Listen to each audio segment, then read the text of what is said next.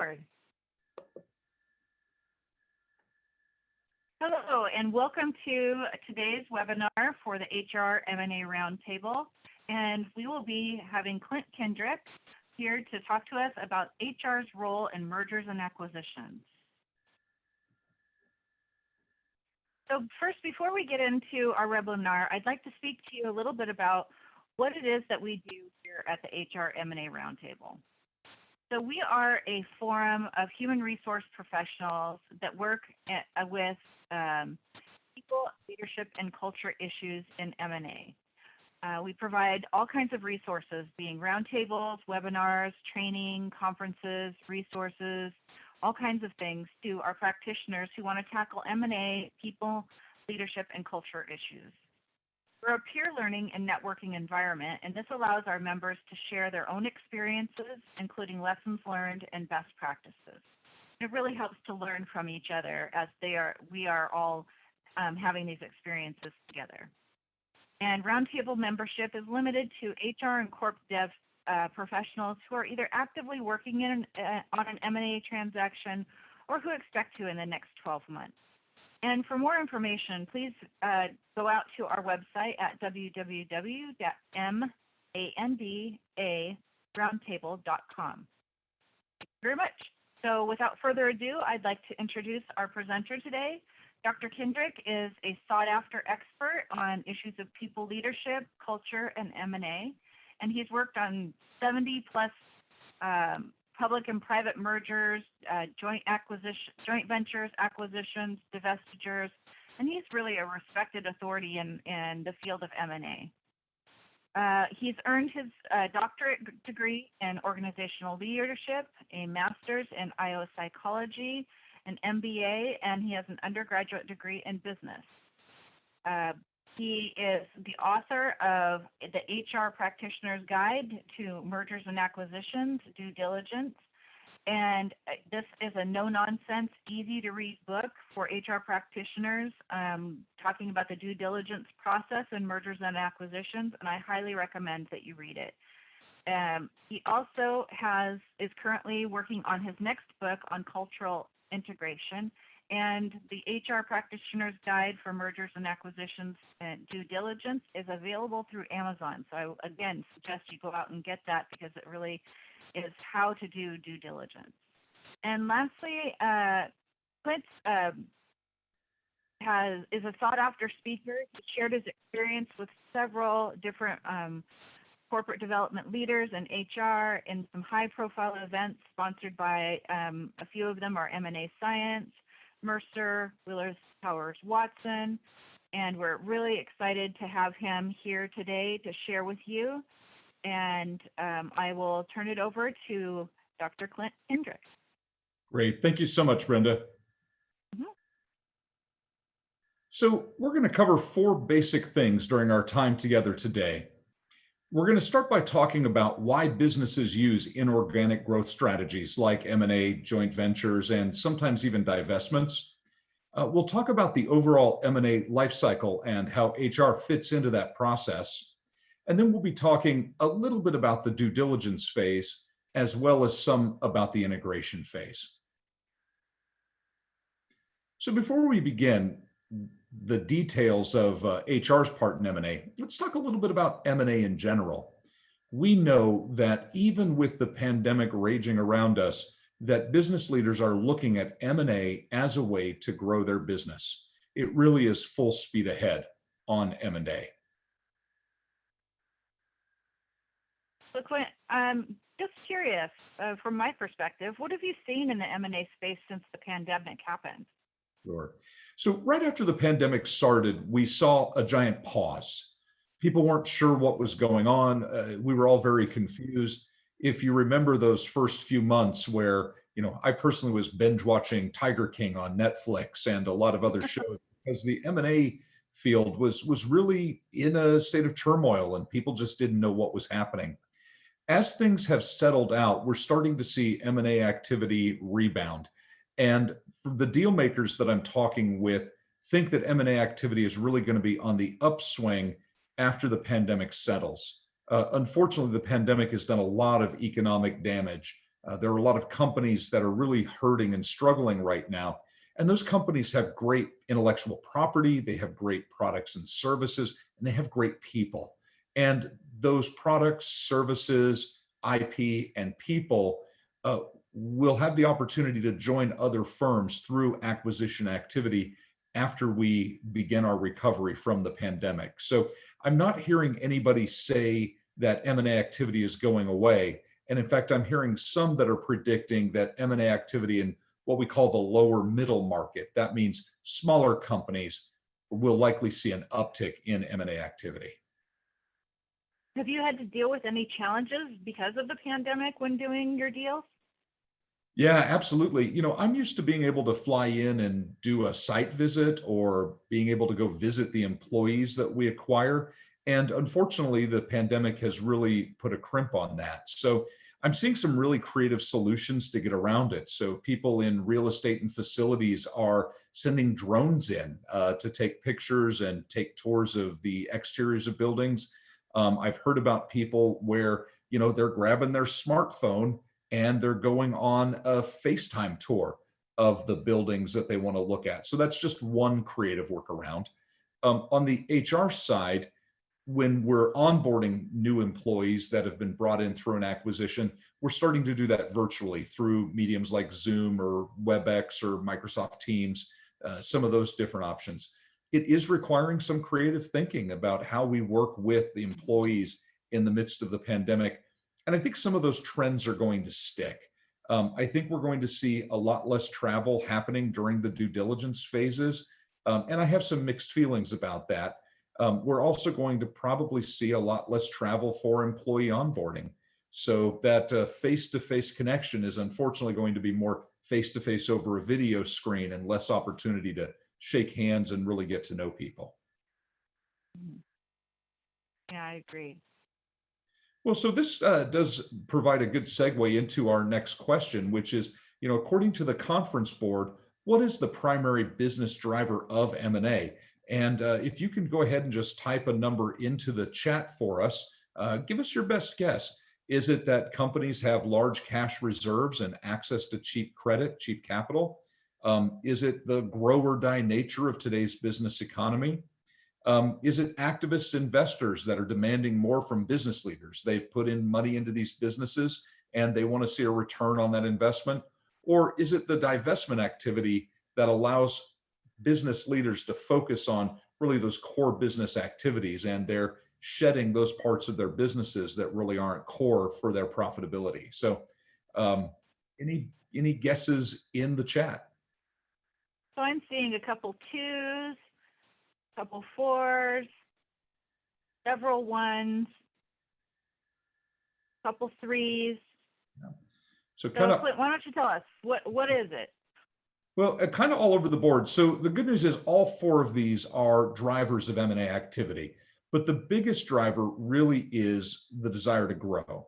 So this survey was done prior to the pandemic, full disclosure, and I think the business rationale for our M&A activity may be changing after the pandemic. But for right now, it's really about that grow or die model of business that we have.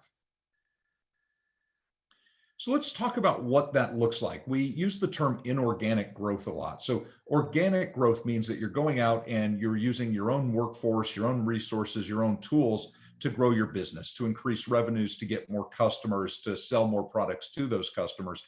Inorganic growth is referring to M&A activity. And when we think about M&A, we're actually talking about four basic types of transactions. And I'm going to cover those for you now. So the first is a merger. A merger is when two or more companies combine. And so you see those two companies come together to form a larger company. And sometimes you'll see three companies come together. I've heard about situations where it's been more than that have truly merged in a legal sense of the term. The second is an acquisition, where one company buys all or part of another business. So that green company sends that blue piece of their business into the purple company. And that is one way to do an acquisition. Other times that green dot will sell its entire organization to the purple dot. Another type of M&A activity is a joint venture. And this is where two or more companies create an independent third company. So unlike a merger where the two original companies disappear into the merger, a joint venture, they're usually contributing resources, whether it's cash or people or intellectual property, into the joint venture. And sometimes we'll see a joint venture situation happen. When I was working for a large airplane manufacturer, we would often work with the airlines that were set up by different the airlines that were set up by different countries, their national airlines, to help them with their maintenance, repair, overhaul facilities. So they needed their airplanes fixed. They didn't necessarily have that capability. So we would set up a third company in partnership with them to do airplane repair. So that's what that looks like. Two little pieces of those companies are invested to create a third standalone company. And that's why that's different than a merger or an acquisition, is all three of those companies still exist. And then finally, with so after the joint venture, do those companies go back to their original companies, or do they maintain that joint venture company? Yeah, it really depends. One of the real trends that's happening in joint ventures right now is planning for unwinding the venture. So sometimes you know that it's going to be a temporary relationship. Other times it's meant to be long-standing. So it really just depends on the strategic aims of the joint venture. We also call that a JV, in case I didn't use that acronym. And the fourth type of transaction that we sometimes talk about is a divestment. And I think about a divestment as sort of the opposite of an acquisition. It's complicated in different ways, but the basic structure of it is that a company is selling all or part of its business. So it's the flip side of the acquisition. So I've worked on a number of acquisitions where maybe a product line that's not working particularly well or isn't core to the business is sold off to another organization where it is. So a divestment, you might have a software company, for example, that no longer wants to make a particular type of software because it's not adding to other parts of their business. There's no sharing of customers, and they want somebody else to take it because that piece of the business still holds value. And that is a divestment. So these are the four basic types of transactions people think about. There are others, there are other models, but these are the four basic types that people think about. And we're going to focus primarily on acquisitions today because that tends to be the most common type of structure. And I think a person with a good understanding of acquisitions can then apply that knowledge to these other three types of transactions.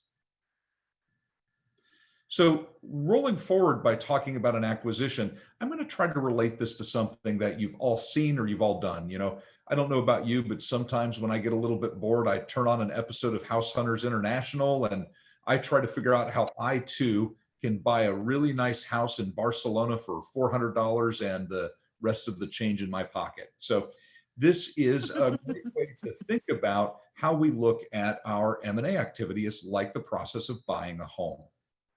So when you buy a home, you go do your house hunting.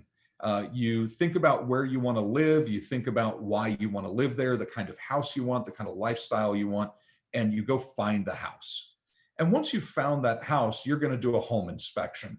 You're going to have an expert come in and make sure the wiring's good, and they're going to make sure the plumbing is good. And I bought a house a couple of years ago that the home inspector found a couple of issues that we then asked the seller to fix before we bought the house, or we asked them for some money to go fix so that we could handle them ourselves. So home inspection, really important part of that process so that what you're getting works for you. You then prepare to move in. And, when I bought the house that I'm broadcasting from right now, the walls were all white. Well, not a big fan of white walls. So I was immediately thinking, okay, we're going to paint those walls khaki and those walls red and those walls are going to be blue. And I'm probably going to put my favorite painting over there and my couch is going to go there. And oh, that's the perfect TV room. So you do those things with a company as well. You think about what you're going to do with that company and where you're going to organize things. But you have to finish the purchase before you can actually move in. And when you're buying a house, it's a big, giant stack of legal documents and you get a sore wrist from all the signing. It's actually very similar when you're buying a company. There's a lot of legal documents that get looked at to finalize that purchase. and then you can move in. Then you can paint the walls, then you can put your furniture in the house, and then hopefully you're a good neighbor once you've moved in. This is very similar to the process of buying a company. You start by thinking about the strategy. How does your business need to grow? What are the opportunities? What are the companies that are out there like? And once you've identified a company, we often use the term target company. Once you've settled on one or two companies that you want to look at, you engage in the due diligence process and you take a look at that company. And while you're doing the diligence, you're thinking about the integration planning. What are we going to do with this from an organizational structure perspective? How are we going to do the comp and benefits? Those sorts of things come into mind when you're planning for the integration, and they often go into how you're thinking about what that company is worth and negotiating the final price and some of the other contract terms. Then, once you've finalized or closed on the transaction, just like you close on your house, you can begin integrating. And there's certain regulatory requirements in some cases before you can really start doing that work of the integration, but you should have it planned so that you go in knowing roughly what you're going to do.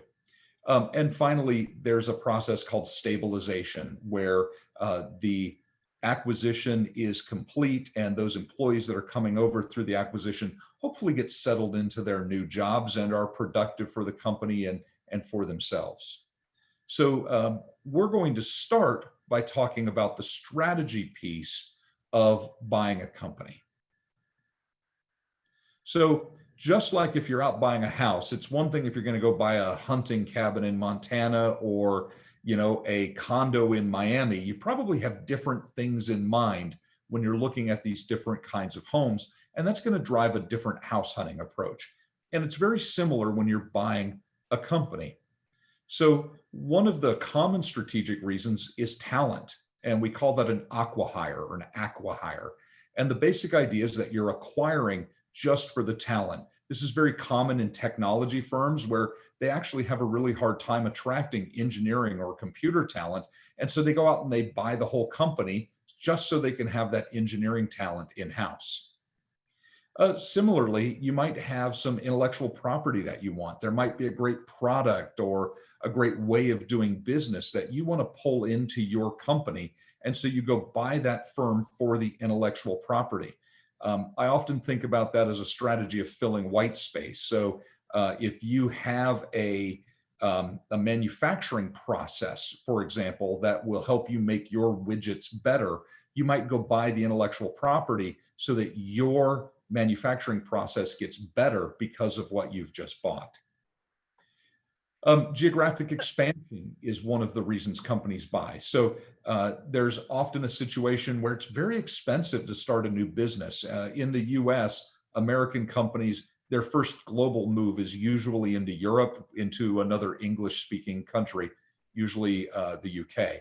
And so when they want to set up shop in the UK, sometimes it's cheaper to just buy a firm that's already there that does the same thing you do. We see this a lot with like law firms or professional services firms like an accountancy where they're doing the same work. So why not just go buy a company and their client list and make it easier for yourself to get started in that new geography.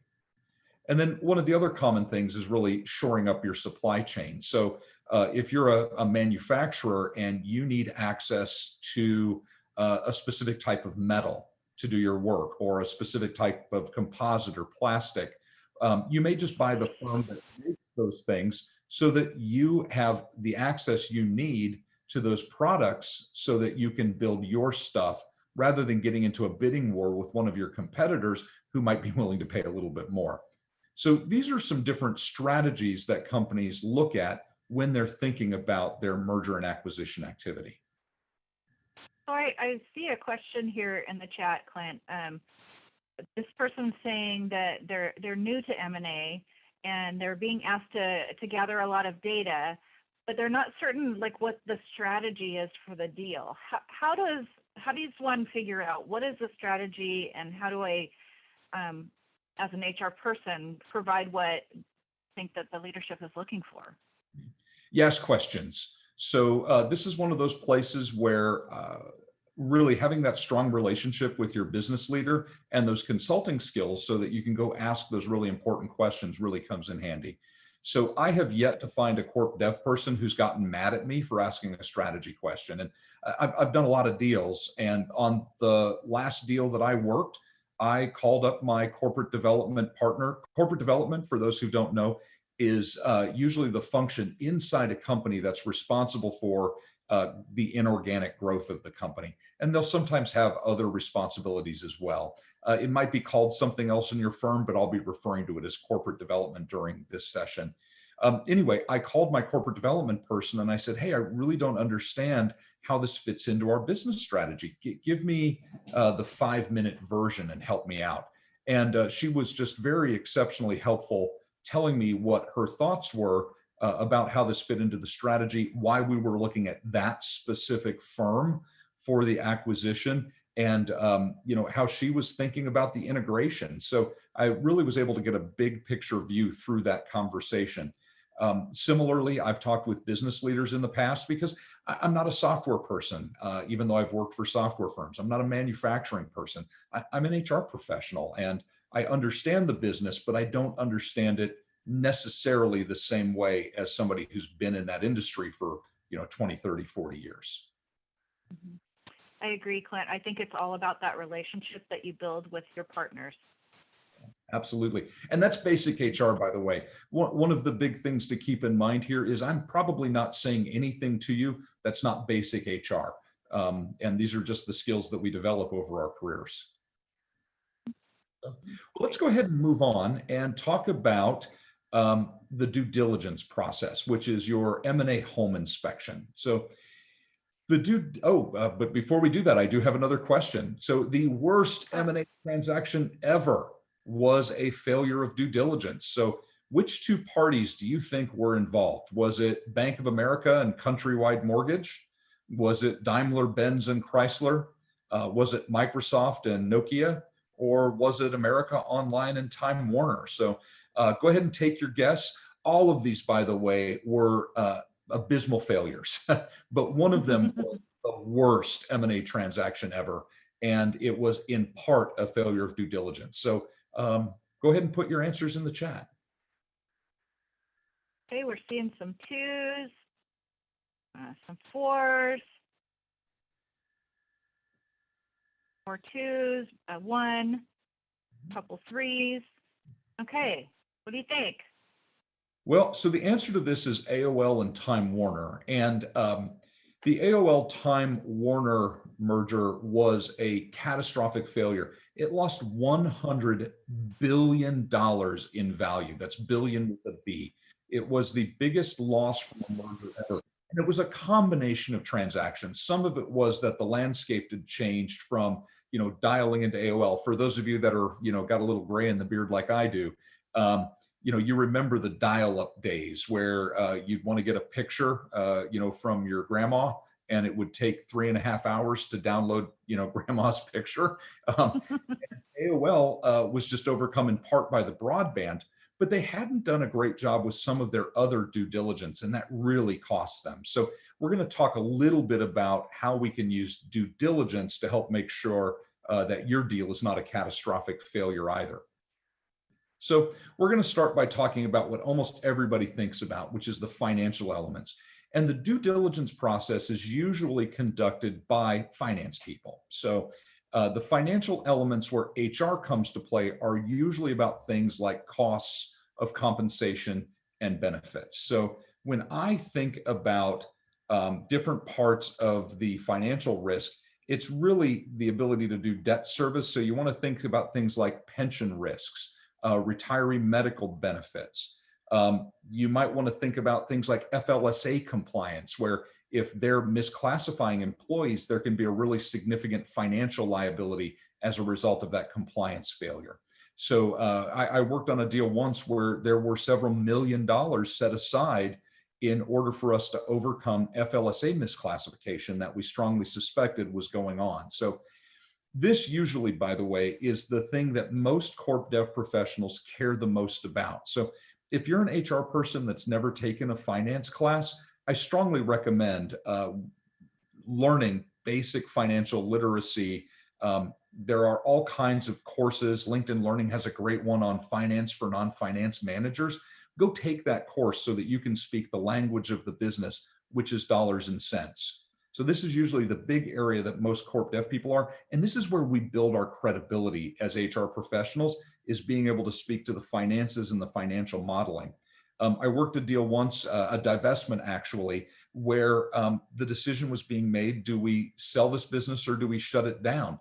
And there were severance costs associated with shutting it down. There were some severance costs associated due to legislation in different parts of the world with the divestment as well.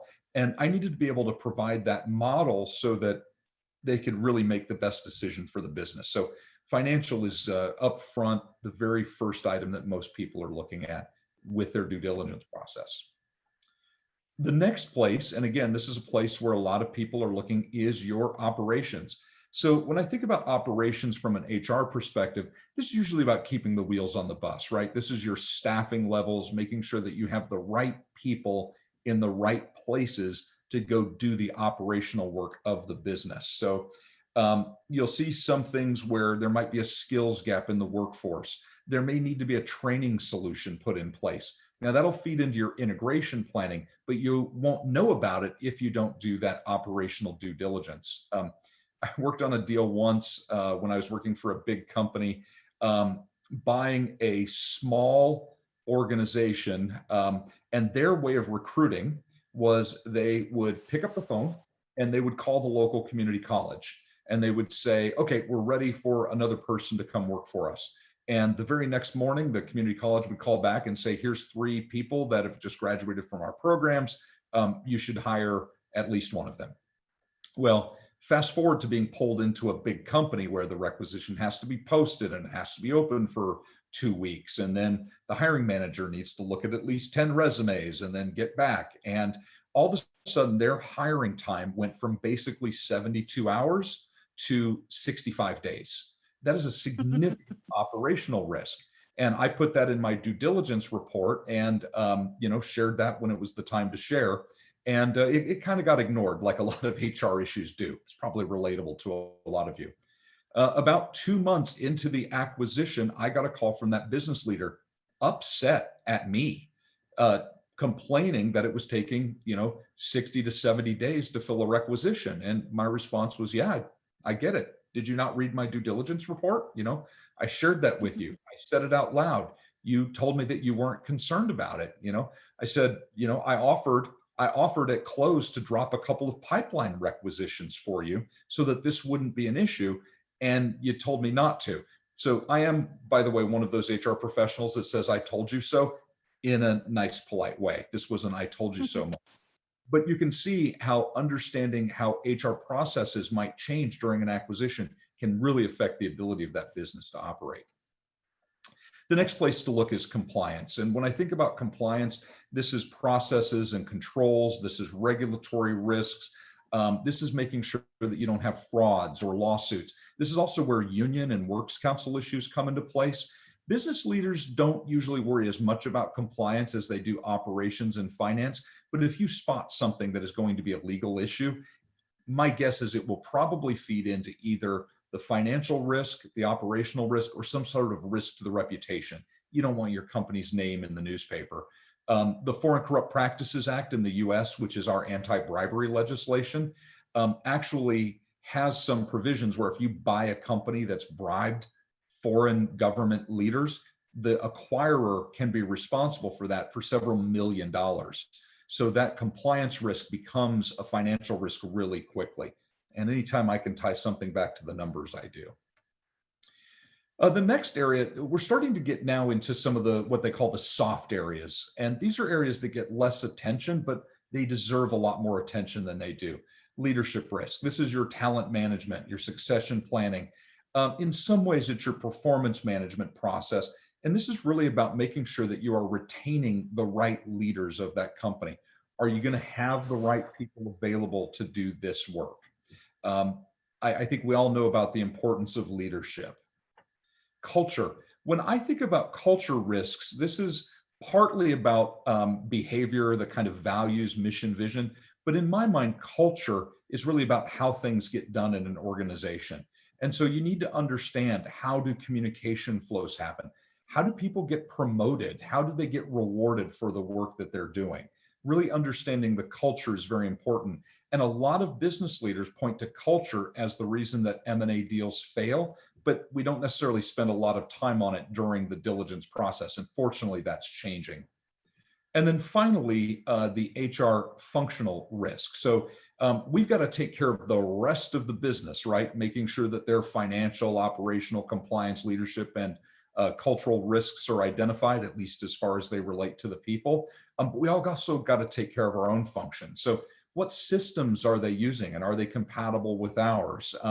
Who are we keeping from the HR function? Are we going to keep an HR function? Are they going to stand alone? And if they stand alone, is that HR leader ready to lead a business that's going to grow? So we also have to mind our own shop. And if you'll allow me the privilege of a bit of a shameless plug, this is the HR Practitioner's Guide to Mergers and Acquisitions Due Diligence.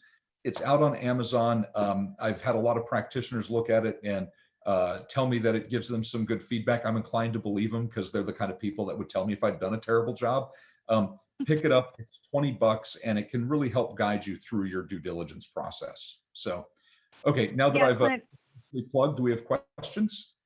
Yeah, Clint, just impression-wise, seems like a lot that goes into this, and quite overwhelming, How do you know what to prioritize or what to focus on? I mean, I know that each one of them in its own is very important, but the speed of the deal, if I only have a couple things to focus on, where should I focus on? Yeah, that's a great question. So not only is it a lot, but often it's a lot in a short period of time. I've run diligences in as few as 6 days, and you can bet that in 6 days, I am not getting all of this covered. It's just impossible. It's impossible. It's impractical. So I have to rely on my understanding of the strategy to figure out what's going to be really important for us to run that business once we acquire it. And I also really pay attention to the financial piece. So because that's my credibility, that's my in. As things go on, and as you find issues, after you've started in on your deal, you can fix a lot of them during the integration phase. Most HR issues are integration issues, to be completely candid with you. They're not going to stop a deal unless you've got something like a massively underfunded pension liability. And usually your finance people will have picked up on that. So, take a deep breath when you're about to launch into this and realize it's about prioritizing. It's about understanding what's important. You won't have all the information. You won't have enough time. And you just sort of have to be okay with that. It's like doing a really fast employee investigation. For those of you that have done investigations, not everybody's going to tell you everything. Not everybody's going to talk. Not everybody's going to be available. And you just have to do the best you can with what you have. Great. Perfect. Well, let's move on. And I'm actually going to skip talking about the integration planning for a moment, because I'm going to talk about that during the integration phase. And we're going to jump right to valuation and negotiation.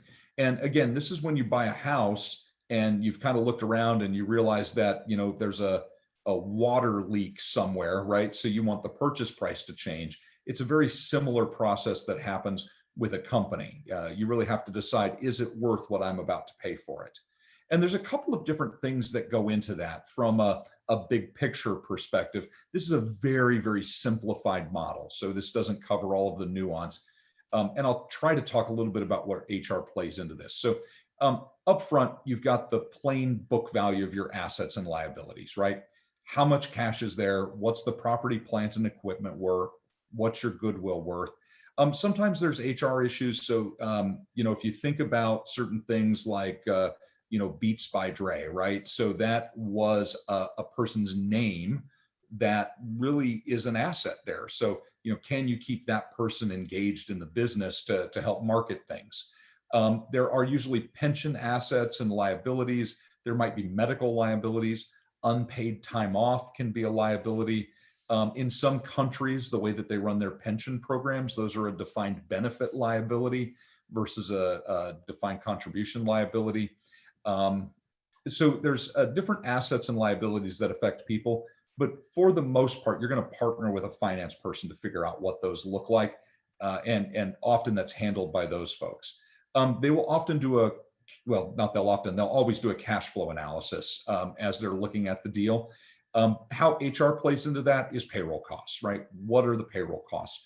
And just a little bit of a trick, I like to look at payroll costs for about 3 years when I'm looking at a deal to see if something massive has changed in the business, because a lot of times businesses will change the way that they're running if they're preparing for a sale. So if you've suddenly cut half of your sales force, right, and you're overworking that entire sales team, and all of a sudden they're going nuts, your chances of retaining them are really low. So if I see a payroll cost go down, I want to know what's going on. Similarly, if the payroll costs go up compared to revenues, I'm like, okay, what's going on here? So that cash flow analysis and looking at those costs on the balance sheets, on the financials, can be really, really helpful.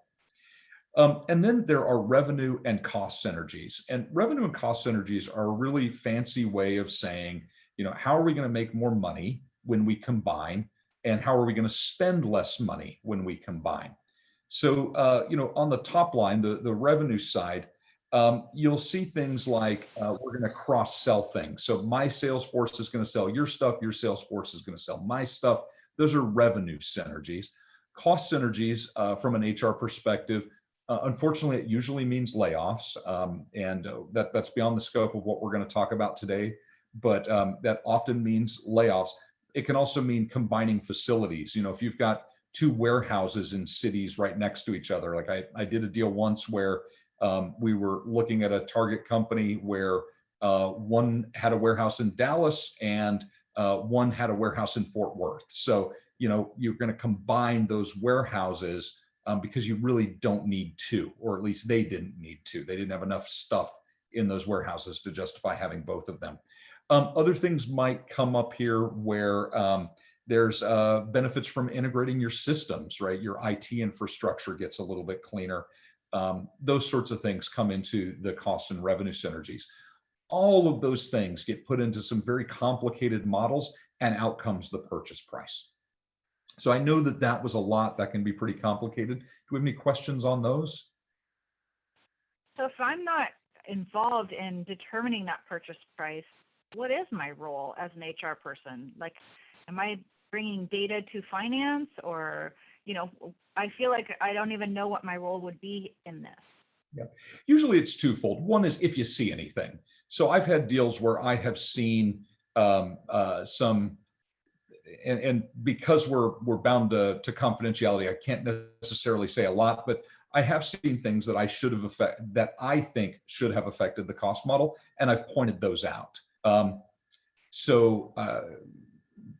You have some say with the finance team, at least pointing things out that they should look at. Usually, though, you're on the receiving end of some of these synergies, revenue and cost synergies. So one of the things that stuns me is that somebody in finance will say, well, we can sell twice as much stuff by combining the workforces, but they won't have put it in the training plan. They're not even thinking about the training plan.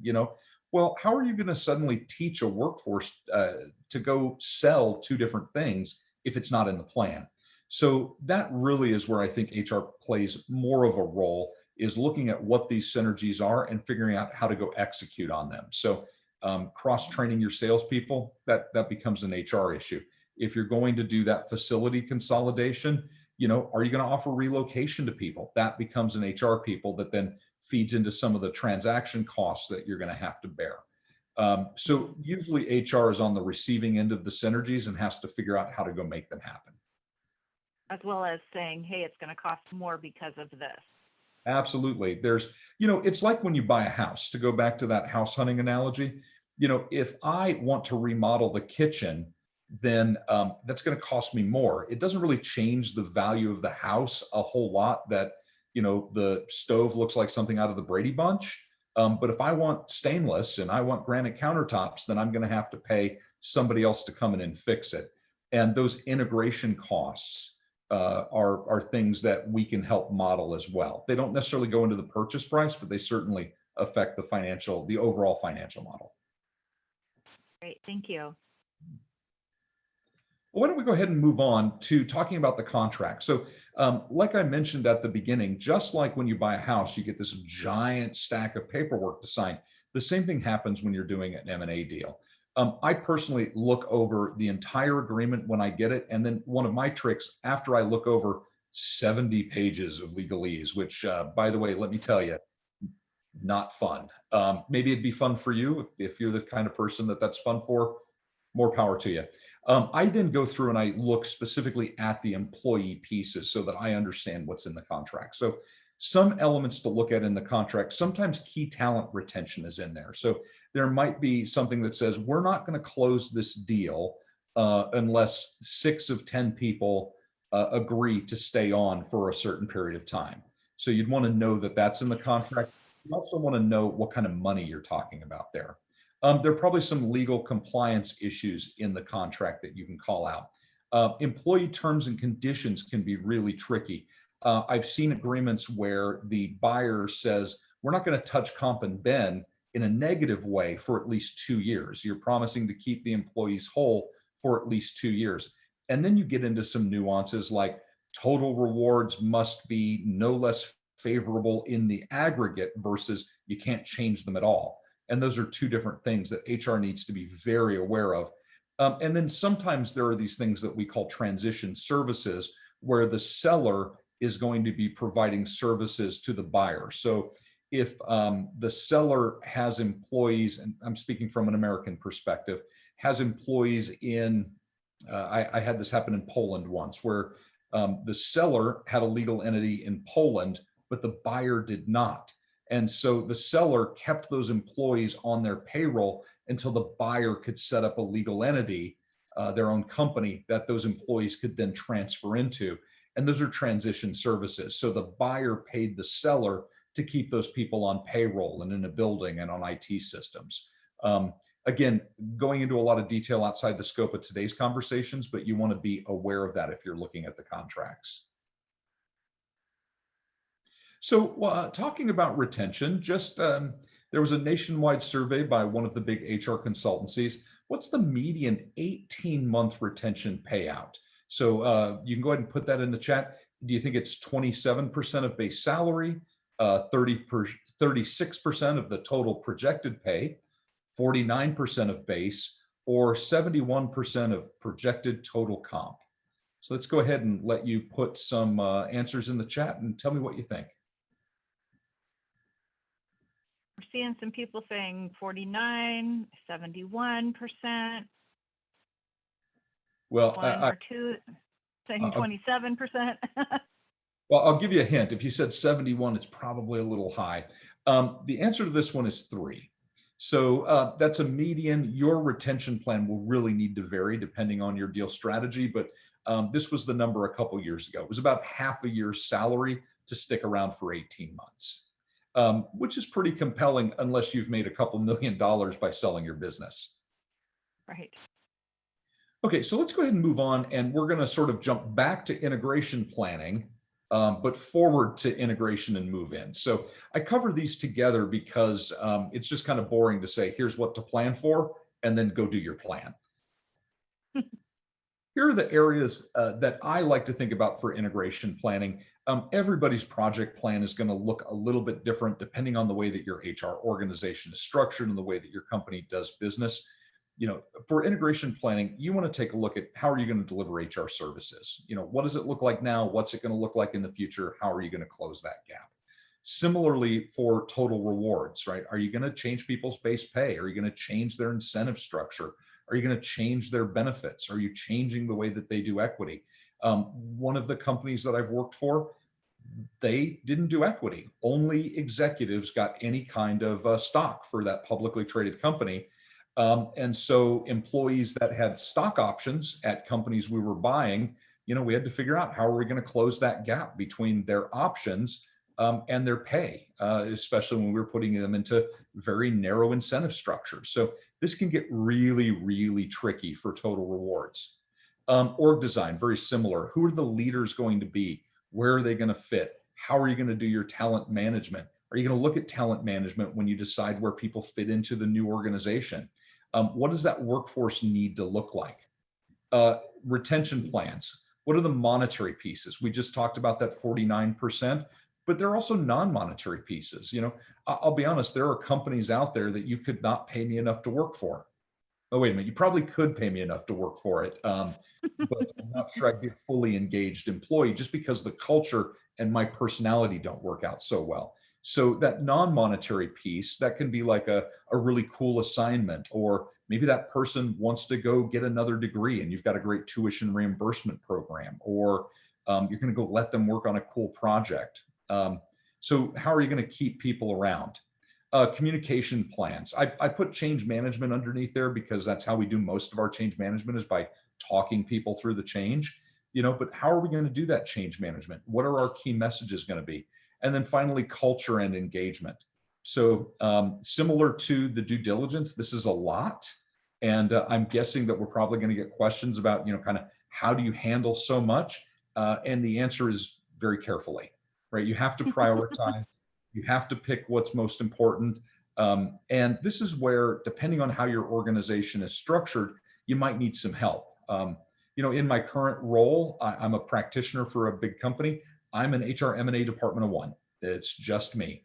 And if we go to do anything with integration planning, I got to call people. I got to get people assigned to the team. And this is my second time in a role like that. With other companies, we've had a large HR M&A team because we were buying one or two companies a month and we had it down to a science, but there were a ton of us dedicated to doing this work. So it just really depends on how you're resourced. But at the end of the day, even when I had access to huge resources with a huge company, I still had to prioritize what got done when. So Brenda, are there any other questions in the chat about the integration planning piece? Yeah, so we have one that probably goes into that monetary retention plans and maybe even total rewards. How do you do bonus plans? If you've got this intellectual property and you really want to keep somebody on, is that a bonus plan? Is it, how do you figure that out? Yeah. So I'm going to point back to my book, just because there's great templates in there. I tend to use a side-by-side comparison. So with a side-by-side, what you're doing is you're taking all of the most critical pieces of a total rewards package, and you're looking at what the employee has now, and you're looking at what they're going to have. So you may be in a situation where you're not going to change anything, right? You're going to keep that company standalone. You're not going to change their pay. You're not going to change their bennies. Then you got nothing to worry about. But if you're doing that, a change where you're not going to set up a separate benefits plan for this new employee group, you got to figure out what the difference is between, the medical they have now and the medical that they're going to have when they join your payroll. And you do that with a side-by-side. I've been in situations where we've increased employees' base pay to make up for differences in health insurance premiums. I've also seen places where the bonus structure was going to change so much that there were base pay increases for that. I've also been with companies that have said, you know what, we're going to roll you into our bonus structure, and the employees have taken effectively a pay cut as a result of that. And, it was, well, we make up for it with other benefits. Our medical's much richer. We've got a 401k match that you don't have. So it really helps to look at that side by side and kind of figure out what employees have now, what they're going to have in the future, and then decide how you're going to cover that difference. Mm-hmm. And along the lines of communication, I have two questions that I'm seeing in the chat. One is around when there's issues that you see and you want your key leaders to communicate, but you don't want them to share some of the issues that are coming up. How do you manage that? I like the idea of putting an electric shock collar on the person in the front of the room, but I've been told that I'm not allowed to think that. No, I've worked with that leader, and sometimes this is where, again, we have to exercise our professionalism as HR practitioners. So, I think we've all been in that all hands meeting where you've got a leader who just says something that is completely wrong, or it's not that thing that you've talked about. For me, I will very gently correct them. Not necessarily when they're up in front of everybody, but absolutely in the same meeting. And it'll be, well, there's a little nuance to that, or, well, that's not exactly correct. Let me give you the right information. I once had a leader, for example, who said, everybody's going to move to an unlimited vacation plan. Well, it was true for him. He had an unlimited vacation plan. But people in that room were going to be on an accrued vacation plan where they only got a certain amount of time. And so, I had to get up and say, well, actually, our vacation plan works a little bit differently than that. Let me explain it to you. And I try to do it in a way that's not going to cut that leader off at the knees. Sure. It can be tricky. It can be really tricky. I really do like to give them talking points when I can. I've had some leaders that are really good at kind of a list up in their hands, or even better, in my humble opinion, is when there's an HR question, they just give it to HR to answer, but not every leader is open to that. Right. And another one around communication, how do you share bad news? Because a lot of times with an acquisition, you may be letting go of a lot of people. How do you share that kind of news with people that, this is their livelihood, this is what they do? Yeah. And there's a lot of different approaches to this. At its most basic, it's not much different than if you're going through a reorg at your company. Like I said at the beginning, a lot of this is HR 101 type of stuff, or I guess a reorg is not 101, but it's sort of basic blocking and tackling of HR. You're going to have that kind of thing happen when you're dealing with a reorg situation, and you would share it very similarly, with a lot of compassion, a lot of empathy, and a lot of facts. Now, the difference between a reorg and M&A is that with a reorg, you usually have access to all of that employee data, right? You've already made the plan, you know what's going on, you generally know who's leaving, and you can then explain the decision criteria, right? This is how we work that process. And with a reorg, you're sort of looking back to the decisions that you've already made, and you're communicating those decisions. With an M&A situation, a lot of times those decisions have not yet been made. And sometimes because if you remember when I talked about regulatory periods, sometimes the government has to approve your deal. So you've announced to employees that you're doing this acquisition, but you can't do anything with it until you have the keys to the proverbial house. So you've got that period of time where you've got employees who are wondering, are they getting laid off or not? They might know because during the announcement, it actually talked about a reduction in force. Well, when that announcement is made, the best you can do in that case is tell people what the process is going to be. And you should know that before you get in that room. Standing in front of employees and saying, we don't know how that's going to work is really not a good practice. I've had to do it before though. And it's hard. It's a hard conversation to have. And this is where having a good relationship with your leaders, where you can say, look, we can do it that way, right? Absolutely, we can do it however you want to. Just recognize that you're going to lose a lot of really good people if we can't explain how this is done. So I wish I had a better answer than that, but this is just one of those hard things where those relationships matter. Well, and that's what we do in HR, right? Unfortunately. So yeah. Well, why don't we go ahead and move on and just talk about a little bit about executing the integration plan. In my experience, we do M&A usually to create value for the company, right? We're going to sell more stuff, we're going to have more customers, and the stuff we sell is going to cost us less to sell, whether it's a product or a service. And that's where we really get the value out of the acquisition. And the way that we in HR really help drive that value is through change management. We help employees through their change journey, and we manage our project, right? We get people on payroll and benefits at the right time. We work on those things that we need to deliver for that value creation in a way that's systemic and helpful. And I know this is an oversimplification, but when you're actually doing the execution, change management, project management, those fundamentals will get you really far. Here's a few basic change management things. You want to start at the top. You want to get your leaders bought in, but you also want to support middle management. One of the folks who's really involved in the Roundtable and in M&A work in general, a guy named Keith Dunbar, has done some work with Harvard Business Review that really talks about how supporting middle management is the key to success. And I've seen that in the deals that I've done. It can't just be, folks in the kind of ivory tower that are sending the change message. You got to drive it down to the middle. You also have to honor the culture if you want it to be successful. And by honor the culture, I mean, you have to communicate in a way that the culture can hear you. You need to avoid using words that are triggers for people in that culture and use words that they understand, connect with the values. You want to communicate, communicate, communicate. There is no such thing as too much communication.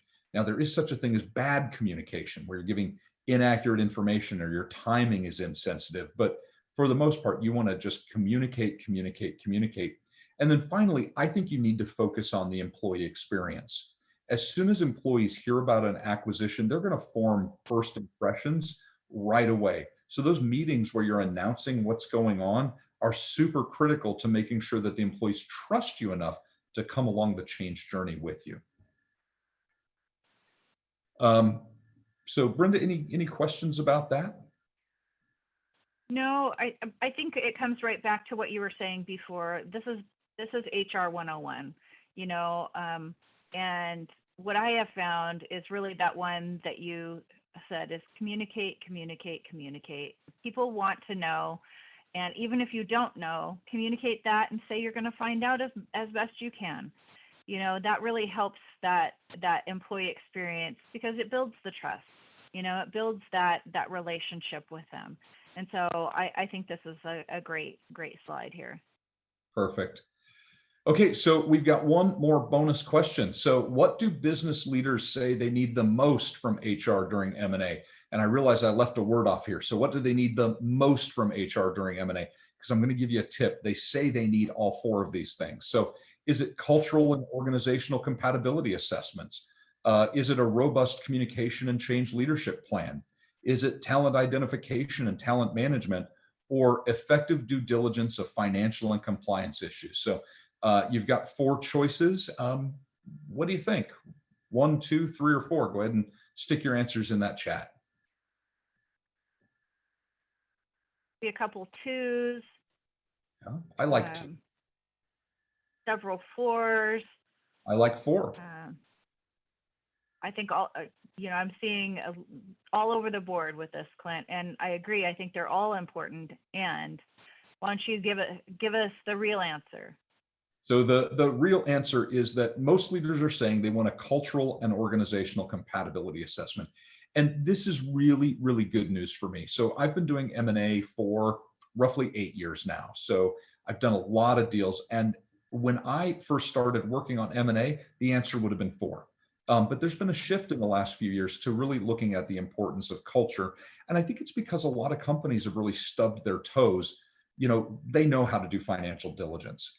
There are companies dedicated to doing valuations and really looking at the finances and the compliance issues and even some of the operational issues. So they know they do that well. Where they know that they're starting to lose value 70% of the time is because they don't understand how the organization works. And so I was really excited to see this come up in that survey, that it was cultural and organizational compatibility assessments.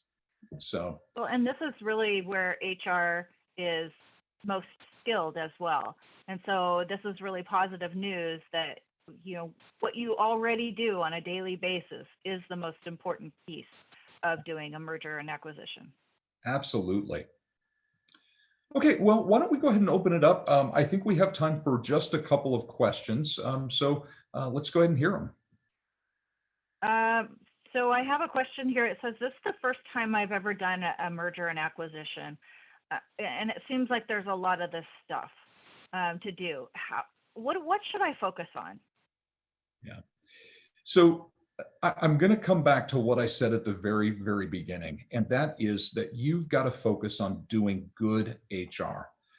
This is just a different context for you to apply your HR skills. There's more stakeholders. It's more complicated. It's like playing 3D chess instead of checkers, but you know the basics as an HR professional. So go leverage those and then learn. Take the time to learn.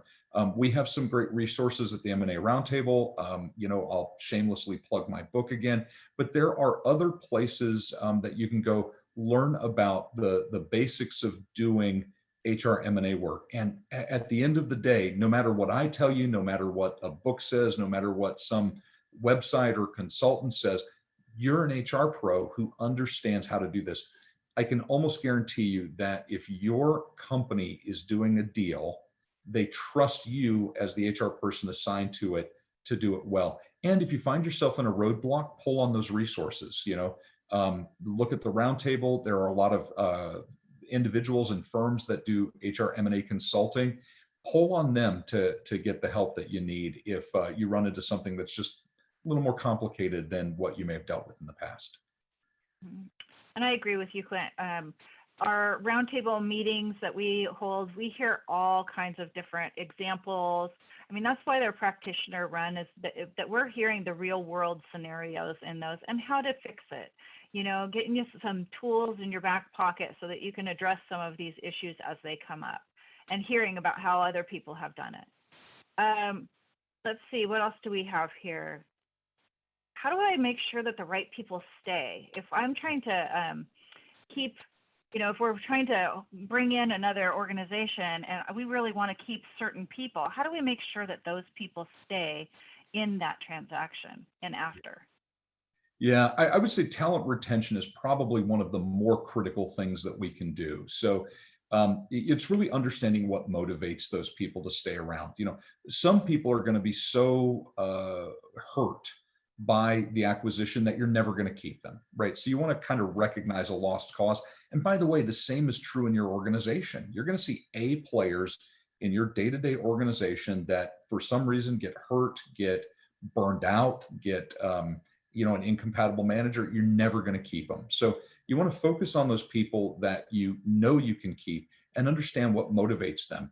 And that's going to be a combination of money and other things. So the money, there are a lot of different ways to look at that. You saw that sort of 49% average. Depending on where the person is in the organization and their skill, you might want to give them more money.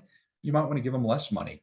And then you really want to understand what some of those other motivators and drivers are.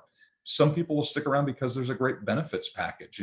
I've seen employees that have stuck around in jobs because they were pregnant or their spouse was pregnant and they needed the medical coverage. And so they stuck around because the benefits were great. I've seen others that have chosen to stay because it was a really cool project, or they had a real commitment to their teammates and they liked the people they worked with, even if they didn't necessarily like their manager. In fact, some of them bond with their coworkers because they don't like their manager. Sure. So I think you really need to understand what motivates those employees so that you can help them stick around. And, the good news is that this is where those middle managers really come in handy. If you've got a team that is critical to that deal working out or critical to your business in general, partnering with those middle managers can be super helpful. We can all go into, it could be a completely separate webinar talking about retention, and probably will be at some point in the not too distant future. We have another question here.